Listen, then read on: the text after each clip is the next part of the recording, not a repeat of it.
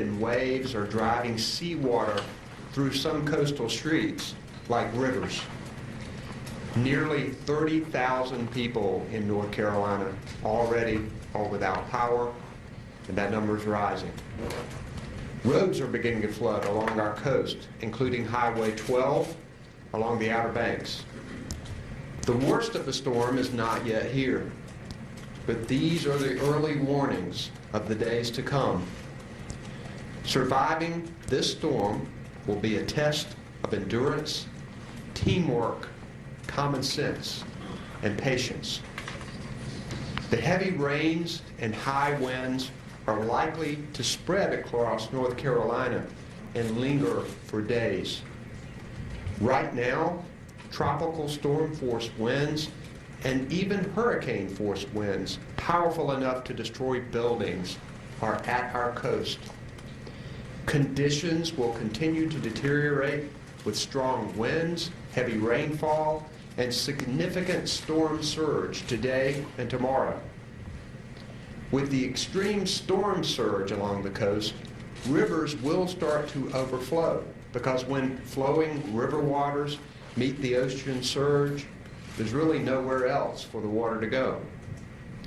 As Florence moves inland, we'll see more rain and more flooding from our rivers. And remember that rivers keep on rising even after the rain stops. Already areas of the northern Cape Fear River and Bogue Sound are flooding, and we're watching the Neuse River rise. At mid-afternoon, the Weather Service had issued 43 flash flood warnings. I want to thank you to the people who have evacuated and are prepared, but to anyone still unwilling to take this storm seriously, let me be clear. You need to get yourself to a safe place now and stay there. We in North Carolina have to shift from preparation to determination. We will survive this, and we will endure. In order to help speed more federal help, I've requested an additional disaster declaration for cleanup and recovery. Here at the State Emergency Operations Center, people have been working around the clock, and they are ready.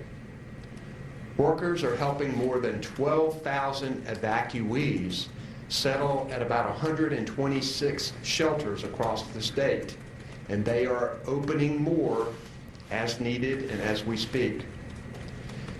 Emergency Management and FEMA have strategically positioned supplies and equipment across our state. Food and water is ready to be dispersed to wherever it's needed. Emergency personnel, including swiftwater rescue teams and emergency medical personnel from North Carolina and 19 other states, are staged here. Earlier today, I visited with some of the teams who are prepared to help us out as we get through this storm. And in fact, I talked to teams from Florida and Ohio today, and I told the team from Ohio we were not going to debate who's first in flight here, because they're helping us out tonight. And I'm grateful to each and every one of those people. It's gratifying to drive through central North Carolina and see utility trucks, earth movers, and rescue vehicles sitting there ready to go. Thank you to all of these public servants who put their own lives at risk to protect the people of North Carolina. As the storm hits, remember to call 911, but only in the event of emergency. Dial 211 if you need shelter, food, or other non-emergency information or assistance. And then I'd like for people to remember these 5 things. Number 1, never drive on roads covered by water. It only takes a few inches to wash away a car. If you come across a road covered in water, turn around immediately.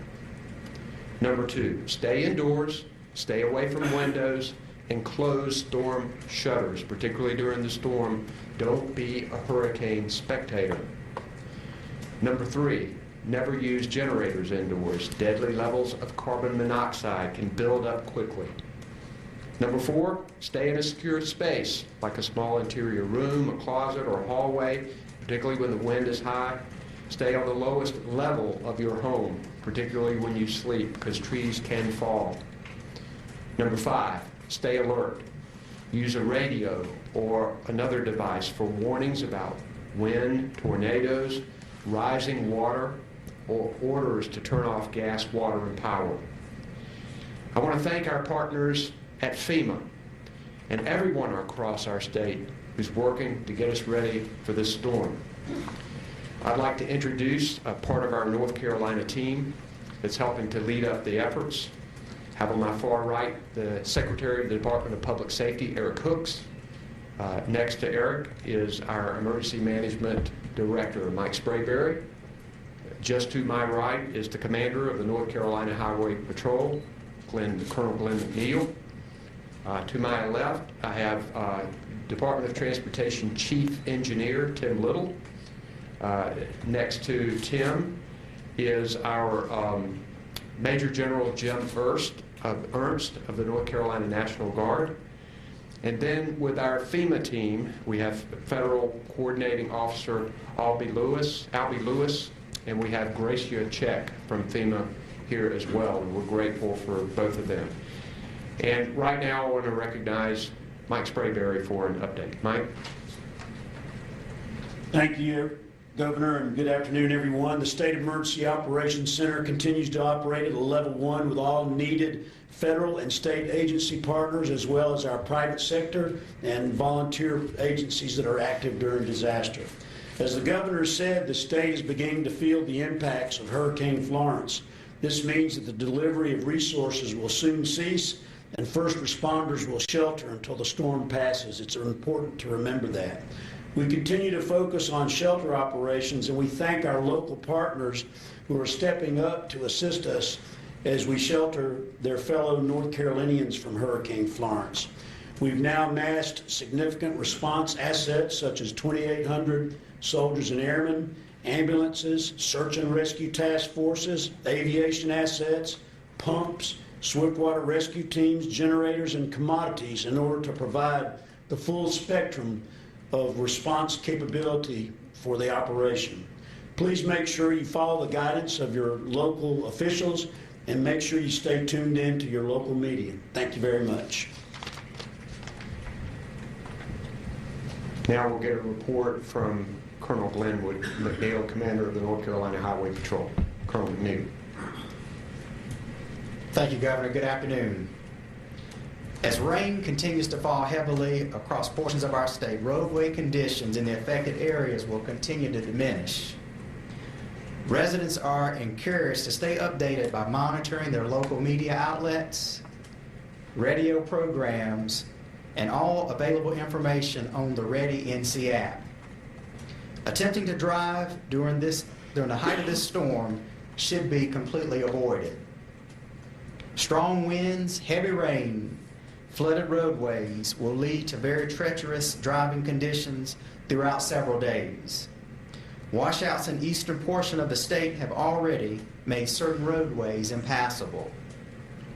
Among the impacted areas, our troopers have responded to 26 collisions and responded to 95 calls for service. As the storm continues to move west, the impacted areas across our state will receive road washout and be covered with standing water. We are watching